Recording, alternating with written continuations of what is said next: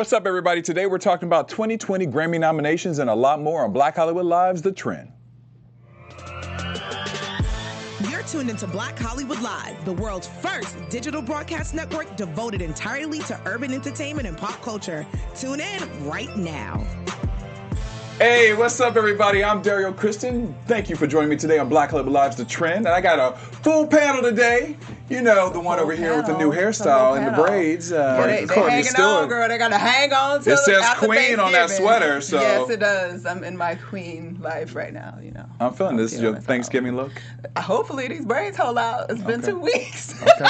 We got to hold on for one more week. One more week. You got to go. We got a lot of food to talk about, too. Lord. And our very special guest today, TV host on Aspire TV's Butter and Brown. Woo-hoo. Seth Brundle is with us today. What it do, baby? I like that green, man. What it do, baby? Is that Cleopatra on you? Yeah, this is Nefertiti. Nefertiti, I'm sorry. Yeah, this is my boy Donald's line, Blackberry Vine. Okay. Yeah. That's dope. Yeah, so he makes a lot of like pro-black t-shirts and hoodies and different things like that. He always sends me like a bunch of like really cool stuff. So Ooh. yeah. That's dope. Shout out to Donald. Yeah. Shout out. Hey, Donald. Yeah. I like a Hit you t-shirt up. myself. Order some shirts. That's He'll right. send it to you. And so I liked it. Yeah, I'm feeling the look, especially right now. You know what I mean? It's very festive, too. Yes. I need to let white people know who I am at all times. I feel you. What I'm about. Yeah. All I the feel that. time. I feel that. All the time. Well, Seth, we're gonna do an interview with you at the end, but first we're gonna talk about some hot topics, and because I definitely want to talk about the food and the show, and you know, Oh, we'll get to we it. were unfortunately not able to bring in any food today. We didn't want to bombard Seth with bringing in food, but And we didn't want to scare y'all. We I gotta were scare y'all smacking on the right. microphone. But maybe in the future,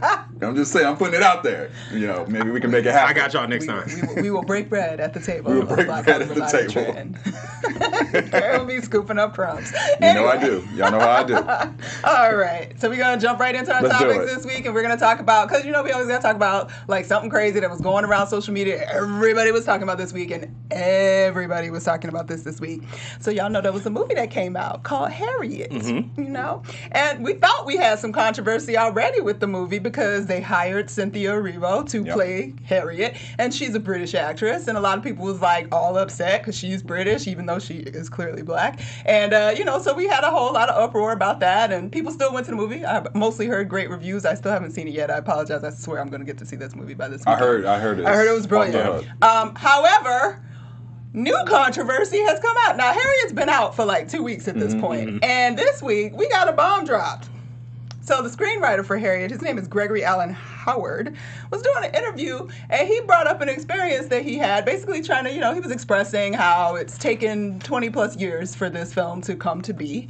He had a script for a Harriet Tubman story over 25 years ago. He was sitting in a meeting, you know, with a company that was interested in producing the film with him, and sitting there with the executives, and they read the script, and like one executive was like, "Oh, this is amazing, this is fantastic, it's so fantastic, we should have Julia Roberts play Harriet." The room went quiet, and somebody did speak up in the room and say, Harriet Tubman was black. And he proceeded to say, "Oh, no, don't nobody care. You know, that was such a long time ago. Nobody will notice." And scene. Were y'all surprised to hear this story? I actually, when I saw the story, I saw it on Facebook for the first time. So I thought it was one of those fake websites, I fake did news too. type of things, I and did I too. just Thought it was laughed. The Onion or I something. literally, I thought it was Yeah. The Onion. I Me too. literally laughed out loud and kept Yeah. scrolling. And then as the week progressed, I saw it again and again and again, and then I started seeing it on legitimate websites, and I was like, What? "What? Yeah. What?" Because it takes a very specific brand of whiteness to think that that's a good Absolutely. idea. Not all white people, but it takes a very specific brand of whiteness to think that that's a good idea. Right. And I just wonder what goes on in their heads. Right, Like right. when they say things like that out loud. Because we Yeah. all think crazy things. Sure, absolutely. sure. But Yeah. to actually say that out To loud. say it in a room with people, yeah. That can hear I would you. love to know if there was anyone of color in that room at the time as well. As far as I understand, it was just the the writer. It was just a writer. Yeah. Okay. Yeah, Okay. I didn't realize from that. what we Okay. understand. But, Okay. Well, first of all, I want to know who that executive is. I'm so mad that we what I don't wanna know. People are like, oh, it was 25 years ago. I was like, I don't care, because it's very possible that he is still working, and I want to know who he is, and he deserves to get a good drag across Twitter. I'm sorry. Like, I'm not saying, like, we need to go find him at his house and all the crazy stuff y'all be doing in the world. We ain't doing that. But he deserves, I deserve some memes. Yeah. I deserve some great jokes about this brother. I agree. Let him fly. You know, we need to let him fly. But I also heard something interesting. Somebody had a conspiracy theory about this story. Okay. That perhaps that the writer, I mean, because, you know, we're headed into Thanksgiving, and that's a big box office time. And perhaps the story is not really all that accurate. He probably got some horrible pushback, and some stupid things were said, but this was so outlandish that maybe it wasn't actually true. So and it was just a ploy to get some more press for the movie, to get people talking about it again, and maybe going to see it over Thanksgiving. That is also a very specific brand of whiteness. That is. That conjure a story up like that. That is. Yeah. And I don't know if those two are the same brand of whiteness, the same type. Yeah. They might be on the same aisle, but not the same box. Yeah, I agree. I mean, but you asked the question, were we surprised? Okay, so at this time period, this was when Julia Roberts was probably at the height.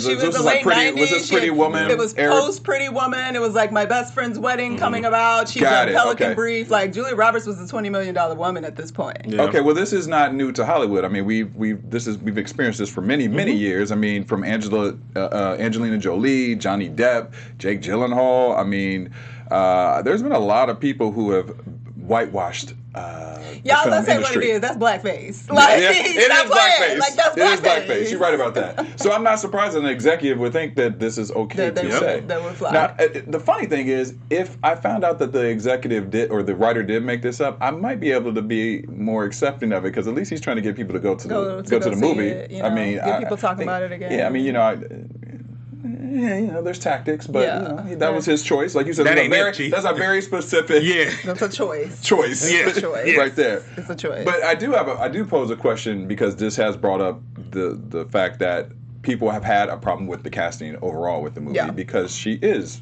a British woman. Mm-hmm. Do you find yourselves having a problem with when there's an African American role that it's maybe taken by someone who is British American? So Cynthia is my homegirl. So I absolutely didn't have a problem with it. Okay. But just in general, like I've been more pleasantly surprised with Black British actors taking on American roles than I have necessarily had a problem with it. Like, we all grew up, we're children of the 90s, so Delroy Lindo. Yeah. Had no idea until I was like 22, 23 years old that he was British. Right. Completely blown away because of all the roles that he's taken on, the characters that he's played, and different things like that. I had no idea. And at the end of the day, we're all a part of the diaspora. Sure. So what does it matter if someone grew up across the pond or not? As long as they feel a connection to that role, as long as, I know some of the controversy with Cynthia was maybe comments that she made about American Black actors, but we're all one. I don't care where you grew up. Yeah. As long as you identify with yourself, you love yourself. Like, I don't. You have a problem with it? Yeah. I would say the same. As long as you act like you identify, because you know there's some people that will try to act like they're not identify as Black, and then want to then I have a little bit of issue with it. Right. But I mean, I agree. And let's be all the way real. Like you said, I haven't really met a British actor that I was like, oh, he did a terrible job. That was not, because them people work on their craft. That training, that training's real. So as long as they bring in it every time, would it be amazing because this is an American hero that a wonderful African American woman was able to do the role? Absolutely. Sure. But I don't think there's anything lost by having a British woman do the role at all. Yeah. I mean, y'all, we can't nitpick that much. We got what we got. We got to do the best with what we got. And Cynthia she's fantastic. Phenomenal. I didn't see her in the movie, but I know her work from Broadway. Yeah. She's phenomenal. She's phenomenal. So, I mean, I'm definitely gonna go see it over Thanksgiving weekend. I plan to already go see it, but I hope so. But I got family in town. I got take the family. You know, that's the fun thing to do. After that's what we do after Thanksgiving. After we eat full, we go to a movie. After you eat, you drink, then you argue. You drink, and you argue. Play some spades. And play some spades. Yeah. I'm like, I want to play some games and hopefully put them to sleep. Oh, okay, all right. It's gonna be work, y'all. It's gonna be work. Love them though. Anyway, moving on. Speaking of people that we love and people that were all over the Twitterverse and everywhere else this week. Who's that? Kanye West. So Jesus Walks. Does he? He does. But Does he walk with Kanye though? We don't know, but Kanye is saying that he does. So basically this week Kanye's had some amazing things happen. Obviously, like he's got this Jesus is King album. It's at the top of the Christian and gospel album charts this month.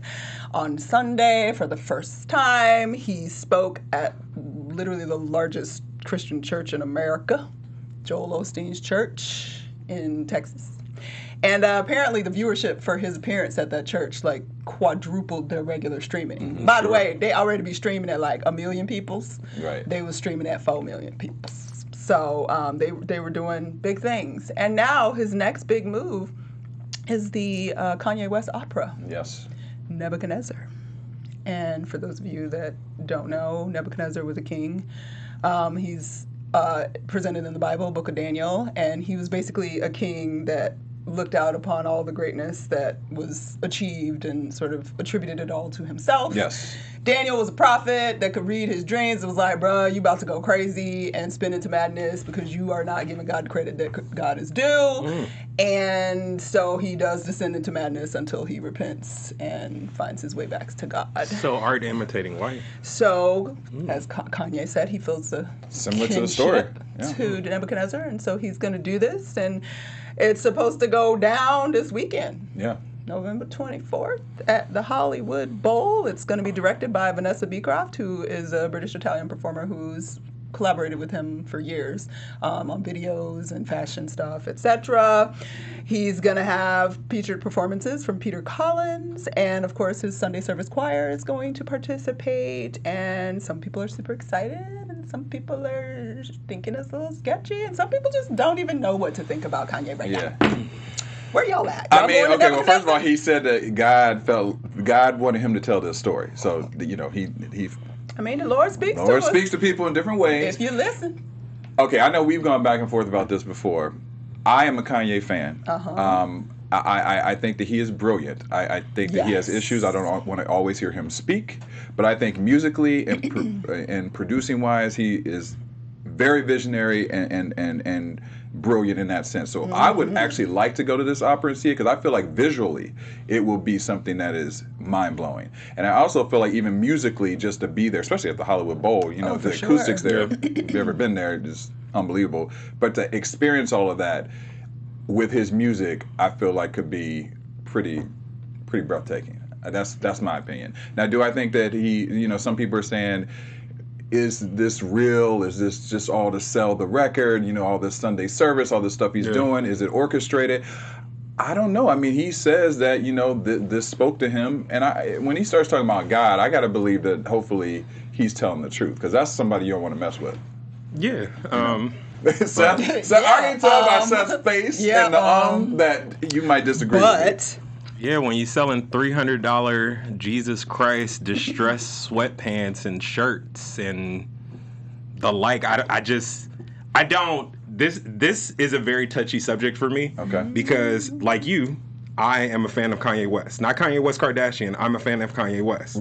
Agreed. He broke during my coming of age, the College Dropout Advance, the EP before the album actually dropped my freshman year of college.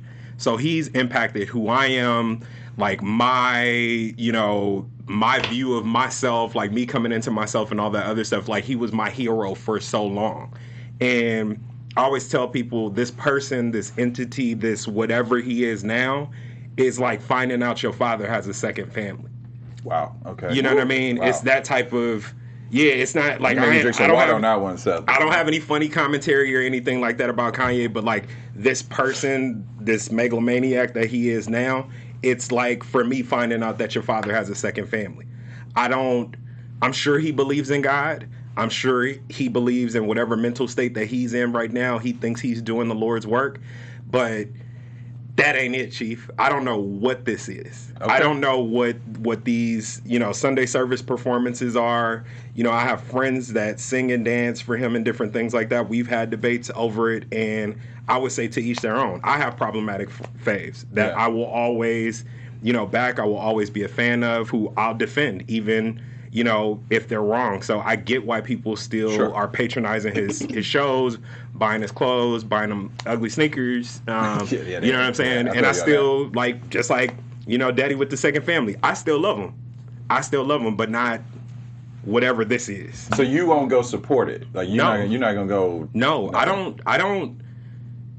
Kanye's in the same category as Trump for me. And like my friends, my wife knows this about me. When I see Trump on my timelines, I just keep scrolling. Yeah. I don't want to see anything. I don't want to read any headlines, or I'm not buying into any of it. Yeah. I'm not interested in any of it. And I wholeheartedly agree with what you said. Like, I believe that Kanye West is a genius. I'm sure visually, I'm sure sonically, it's going to be appealing, especially if you could get, if you could, get through the weeds on that thing, just like I can with some of my problematic faves. Like my homegirls get on my case about listening to Joe Budden's podcast and, Dave Chappelle's last comedy special that I actually loved. I thought parts of it were wrong. You know what I mean? I got a lot of slack. You know what I mean? So I get it. If you want to support him, I get it. I have no criticism of you or anybody else who chooses to support him, but just for me and the way he's impacted my life, I ain't doing that. I don't want any parts of that at all. I feel you. Yeah. Courtney? Well, we clearly had this conversation actually just last night. We did. As we were putting the show together. And overwine. Similar sentiments as my brother right next to me. I see what y'all doing. 2 for 1. I like you. I see. I see on this side. I know. Yeah.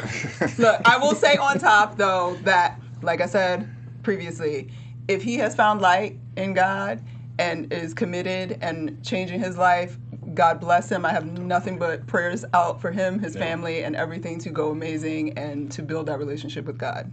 Period. Yeah. I don't know. I can't speak for him on that. It's not my right, and that's between him and God. Yeah. I do find it slightly convenient how all of this has panned out and when it has all panned out, and I don't really believe in coincidences. Mm-hmm. Ain't it though? And like I told you last night, somebody that announced that he wants to run for presidency, who has aligned himself with the current administration, it seems a little too convenient that now suddenly he's trying to speak to this faith audience, which also has some secret support for the president. And it gives him an appeal in a different way. It brings him, it's a way to also ground him because he had spoken of his, mental issues and things like that. And if everybody wants to accept, when you say, I found God and God freed me, like nobody's gonna... That's why I want to give him the chance. Nobody's gonna touch on that. But I'm saying, like, as we should, but at the same time, based on all the other facts that have also happened previously, it just seems a little too convenient to me, and it makes me uncomfortable. So I do, and don't get me wrong, the clips that I've seen of the church or the choir, the choir's brilliant. Who doesn't love to hear a gospel choir like really blow? Like we all know that, and we all know that movement happens when, especially Black people, in gospel and song. Movement happens, lives can change, all of that great stuff. So I hope that's all it is. I just don't buy that that's all it is. Yeah. Well, we'll see. Same page. We'll see what's going to happen. We'll see what they say after You tell us how the concert was. I'm going to tell y'all. It makes me sad, though, because the idea of an opera based on what he's on Nebuchadnezzar and that's freaking brilliant. That's fantastic. And it could actually be super amazing. And I personally love opera, so I would be like, but I just can't. Something in my soul and my spirit won't let me be, because, y'all can't play. You can't play with the Lord. Play with God. Can't play God. No, that's what I was saying. Now you can do a lot of things. I ain't messing with that one. Yeah. I just can't give place to that. Sorry. Mm-hmm. Good luck, Kanye. Mm-hmm. Good luck, Kanye. We'll see what happens. See if people are woke after we miss you, brother. We miss you. We miss you. I mean, I do miss College Dropout. I do. Okay. I miss that kind of late registration. I was going to say, since late registration, I've pretty much been off his. That was my last. I love Kanye. Yeah, graduation. Yeah. When you start going left around Yeezus. So Yeezus. Anyway. Well, we'll see if people feel the spirit or if he gets dragged. One of the two. Keep this energy up. All right. Well, we're going to move on to our ER Web Story Spotlight of the Week. You found it. You found it. There you go, J-Lo. Someone else who may need Jesus, who I felt who needed Jesus in the past, is Jussie Smollett. He is back in the news just when we thought that he was... You can't call him Jussie no more. He is juicy for life. He's juicy for life. You're right about that. He is Jussie Smollett. Jussie Smollett for life. Well, he is in the news again. This time he has filed a counter lawsuit against the city of Chicago for malicious prosecution. The lawsuit says that it shows how Chi-Town officials created a narrative that he was the mastermind of a hoax and attack. And he says that, he still goes by his story that it was a white man who did the attack, and he is sticking by that story. He also has listed the brothers, is it Asundaro, the two brothers that were a part of everything. He's listed them in the lawsuit as well because he said that he thinks that he said that they actually he feels like they kind of were co-conspirating and the police did a smear campaign along with them to change his name in the industry. So what do y'all think about this countersuit that Jussie? What you think? Jussie. I'm friends with Jake and Jazz. It's hard. Yeah, it's hard. Corey, what you think? We'll defer. We'll let him plead the fifth on that. Yeah, let me get back to my thoughts. I think your thoughts are actually said by not saying. From the start, Jussie. And when this went down, I was supporting you, Jussie. And I would really like to understand how the narrative that we now have or think happened that you are now suing the Chicago Police Department for is wrong. And I don't really know how you can do that without just coming out and saying it. I understand when there's legal things happening, like you can't say certain things, you probably can't do interviews, I don't know. But brother, I need you to just tell me and make it plain some kind of way. I don't know, draw some stick figures, help a sister out, because I want to be on your side. But what I have in front of me speaks against anything I was going to say. Did you guys read the report? The full report, no. Yeah, okay. I didn't either. I think that, look, I do think that Chicago dragged him a little bit more than perhaps they should, especially when they came back with like 17 or 18 counts, felony count, whatever it was. Well, especially for that department and everything that they've been guilty of themselves. Yes. Like people losing their lives. It's one thing for, like, if he allegedly, carried this thing out, it was a lie, he orchestrated the whole thing. Reasonably, nobody got hurt. Nobody got hurt. Nobody got hurt. If it was a lie, he set his back. Yeah. That was the thing that I had to sit with for a while, but nobody got hurt. But, you guys have been responsible for wrongful deaths, police brutality. I mean, that's definitely true. So on and so forth. I can't argue that. But you guys are like, they went hard. Beating this thing into the ground, and it's they went hard on them. They went hard, but on the flip side, and I'm not justifying you are right 100% with what you're saying about Chicago police, but on the flip side of that, I just look at the fact of like, if this story, which seems to be a false story, you took away from manpower that could have maybe saved someone's life, or maybe someone was hurt, or you're taking away, and it's a very selfish act. It was, and possibly, you need to be allegedly, and if that is the case, then you should be accepting all the responsibilities for that. True, but of course he's still saying that it didn't happen. So so I understand that, like, because in my mind, if I was like, yo, crisis, if I was your Olivia Pope, I would have been like, write a side check to the Chicago Police Department, make a donation, like, and then just go, sing in some bars, like, quietly, live your life, and then come back in like, 2-3 years when we don't forgot all about it. And you still can sing, you still talented, you're wonderful. But I feel like this is just because his goal is that, like, oh, I'm suing them because they've marred my entire reputation. I look like something else. But I feel like this is only extending that because you can't tell us what happened, apparently. Yeah. So you're just dragging yourself through it even longer and reminding people all over again what happened. And didn't they sue him first? Yes. Yeah, they did. Yeah. So I think that's the counter suit. Yeah. So this is what I will say about this. So, if he didn't orchestrate this whole thing, brilliant. Of course you countersuit. If he did orchestrate this whole thing, brilliant. You do countersuit. You got to take that. You got to take that to the grave. You got to play your whole story. You got to take that to the.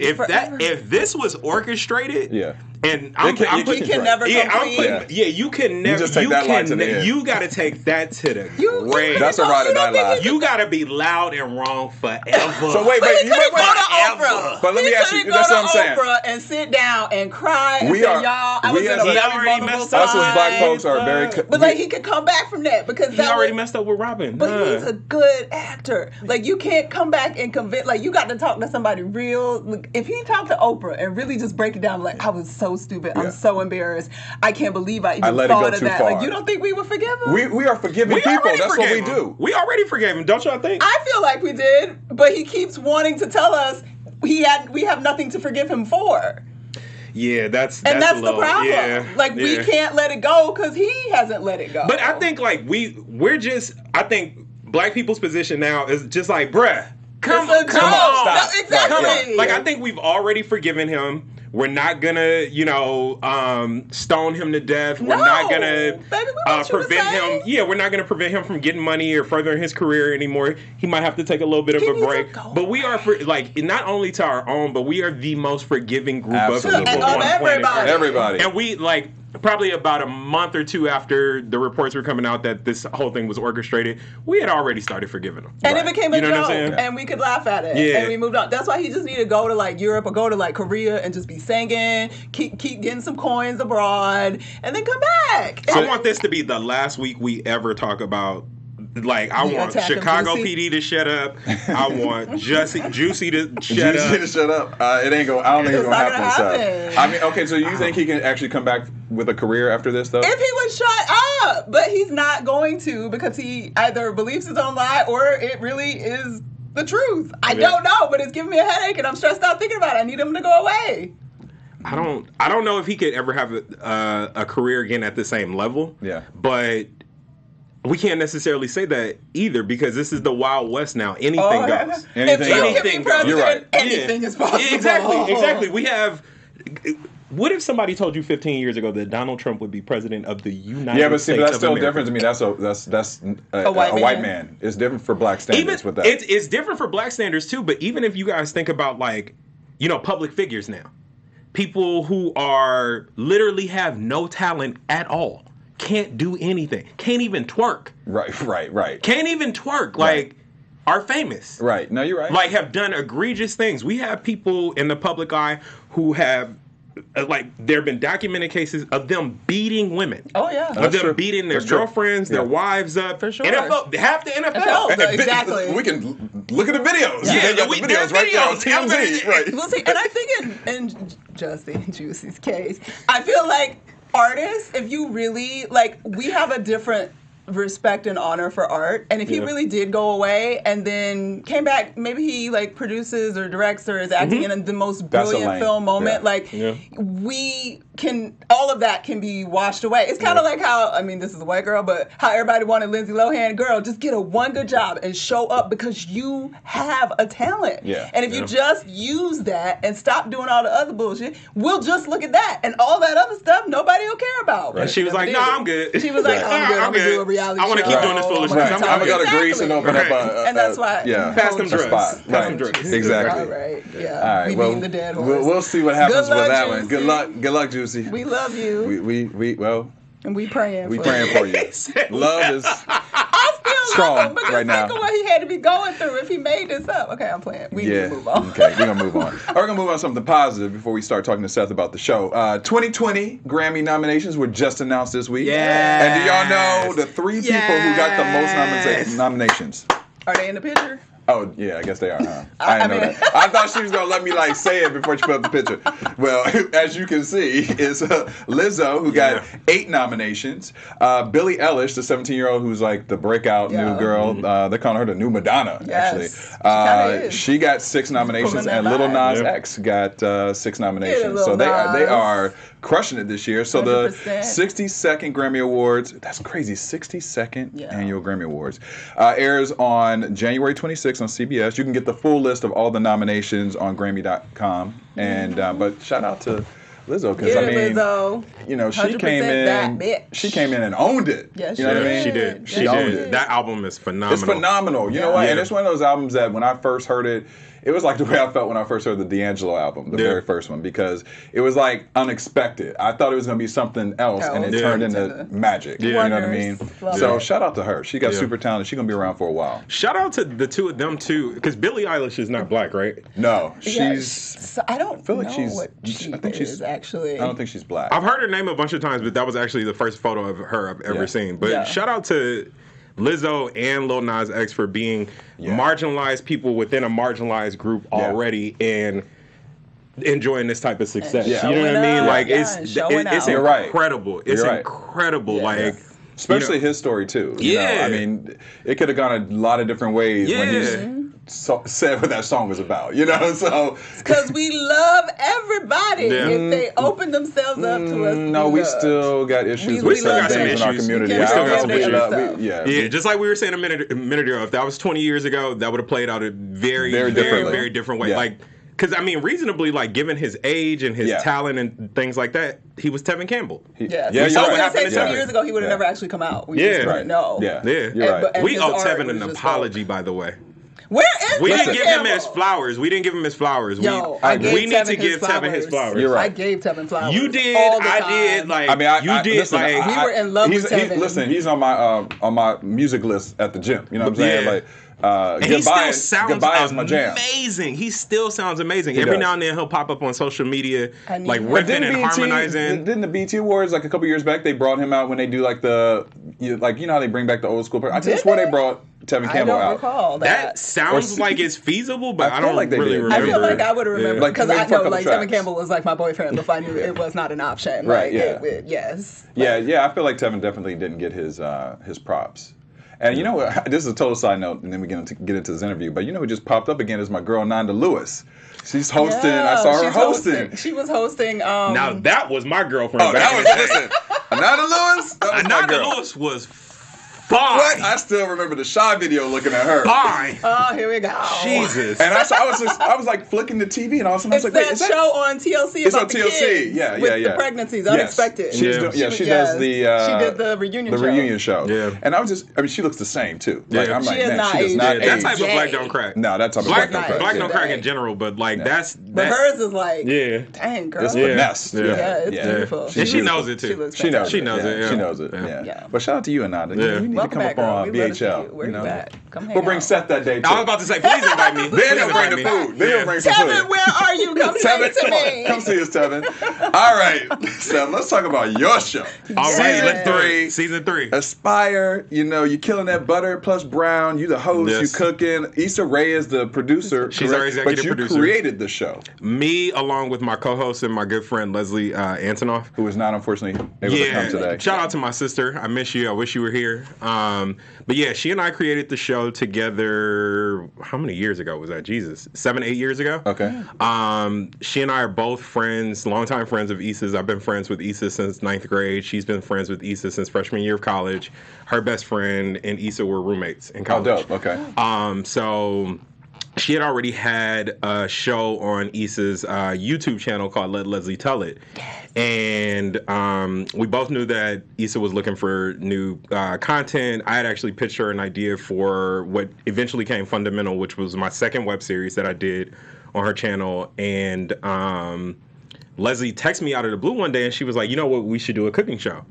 And it wasn't something that either one of us like really considered doing or would be our foot in the door in the entertainment industry. Because at the time I was styling. I was a professional wardrobe stylist for 6 years. Okay. So I always thought it would be fashion or like acting and that would be my avenue. But like she and I were the two in our crew of friends that always did the cooking. We would always do these like Friday night wind downs and have these cheap jugs of like Carlo Rossi. And I would make like enchilada casserole and she would make desserts and different things like that. Enchilada casserole, man, that sounds good. So if y'all have me back, I'll make that because that's not hard at all. Okay. That's not hard at all. But we used to make that. So when she sent me the text, I was like, this is a no-brainer. This would be so easy. It would be so entertaining. Like our dynamic is great. We're funny, so on and so forth. So she sent me the text and we were like, let's do it. So our friend Theo Macabeo, who was the director and the editor for season 1 of the web series of Butter and Brown, he agreed to shoot a sizzle with us. We shot it one Friday in our friend's apartment complex kitchen, like the communal kitchen. Yeah. And we showed the proof of concept to Issa. I think it was a week later. Like, we set up a pitch meeting, and we were like, we hope she likes it, you know, so on and so forth. And the pitch meeting turned into a production meeting. Oh, wow. She was just like furiously taking notes while she was watching like the 10-minute sizzle that we made. And she was like, okay, can you guys change this, maybe film it at Theo's house, so on and so forth. Can you guys have this back to me in 2 weeks? And we were like, oh, yeah, we can. Yeah. We can have it back to you in 2 weeks. We absolutely can. But that's the story of Butter and Brown. That's how we got started. So we did one season on Issa's YouTube network, and then the following year, Issa hit Leslie and I out of the blue, and she was like, hey, I got a call from Aspire. They're interested in talking to you guys. So we got on the phone with them, and the first iteration of it was, would you guys like to do a holiday special? And we were like, yeah, we would. For sure, yeah. And then we didn't hear from them for like a couple weeks. And then it was like, oh, can we license the web series? And if you guys still have the raw footage, we'll convert it from 10-minute episodes to 22 for television. We were like, yeah, of course you can. Yeah. And then we didn't hear from them for another couple weeks. And then it was like, hey, would you guys just like to do an original season? And we were like, would we? Yes, we would. Of course. And then we didn't hear from them for another couple weeks. Okay. And then it was like, would you guys like to do 6 seasons? And we were like, whoa. We don't want to get locked into a 6-cycle contract. But that's how we got started with Aspire. We've been with them since 2015. We started off with a mini series that was like a dinner and a movie type of show called Big Screen Small Bites. Yeah, so that was a lot of fun. We got to do that with our whole Issa Rae Productions crew, along with Theo, and in the interim we were developing Butter and Brown for television. So we've been on the air for 5 years now, including Big Screen Small Bites. We've been with Aspire for 5 years. It's been a fun run. Season 3 is on right now. Not literally right now, although it might be on right now. Literally, yeah. But we are 1 week away from our season finale, and this is my favorite and our best season so far. And you bring in a lot of different people on the show as well. We do, yeah. So this season we had our good friend Chef Risha, shout out to Risha. Our good friend JR Bland, shout out to JR. He just had a birthday, happy birthday, bro. And Risha did too. We had Ludacris. And then we did a pop-up dinner episode with some local Atlanta culinary professionals. So we had a mixologist, we had a pastry chef, and we had an Italian chef who made us pasta from scratch on camera. It was incredible. I love pasta. It was incredible. So I think I just gained some weight just hearing it. Oh, you probably would have. You probably would have, and I hope she doesn't bring any photos up because I remember you mentioned you were hungry. So I don't even look at the screen. We make great food every season, but we really threw down this season. What do you say is your signature dish? Like for you, like you just. I always get that question. So of course my enchilada casserole is one of them, especially amongst my friends. What would be your favorite my thing signature? To make? I really like braising, like Leslie always tells me not to say cheap.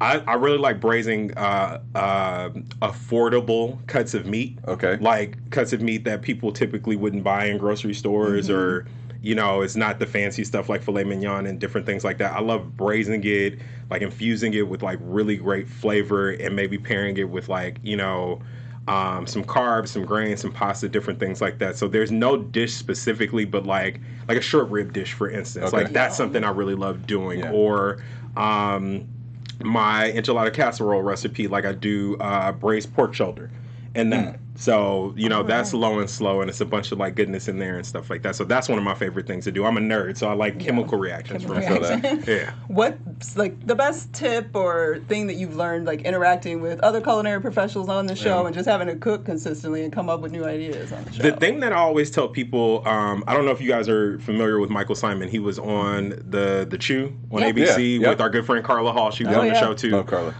But I remember when they launched Cooking Channel when I was back in college, and Michael Simon had a show when they first launched. And I remember there was a promo where he said, if you learn how to cook one dish, you learn that one recipe. But if you learn a technique, you'll learn how to cook a whole, you know, plethora of dishes. So that's always my advice to people is you learn techniques. You learn how, you know, if you're a carnivore, you learn how different meats react to different levels of heat in different pans, whether it's on the stovetop or whether it's in the oven and so on and so forth. You learn how to saute at different heat levels. You know that onions bell pepper, carrots, different things like that, aromatics like that, cook a whole lot slower than garlic does. It cooks like that. You could burn it. You could end up ruining your dish. Yeah. You know, if you add it too early, things like that. So as long as you learn the basic techniques of cooking, you'll become a phenomenal cook. Because Leslie and we're not classically trained. We don't have any formal training. We've never gone to culinary school. We didn't work in any restaurants or anything like that. We learned just like our viewers are learning by watching people like G. Garvin, who's another one of our executive producers. I learned watching cooking shows, reading cookbooks, and just ruining a lot of good food. Yeah. Until my skill set just improved. And you had the interest. Because I was going to ask you, like, did you grow up? We all have somebody in our family, like my mom. You know, she's known for her yams. You know what I mean? Did you grow up kind of watching the process in the kitchen? And I grew up in a cooking ass family. Everybody in my family cooks, especially on my mom's side. So I would attribute that to my mom and my grandmother. Yeah. Because they are, the cooks in our family. We have a very, very large family.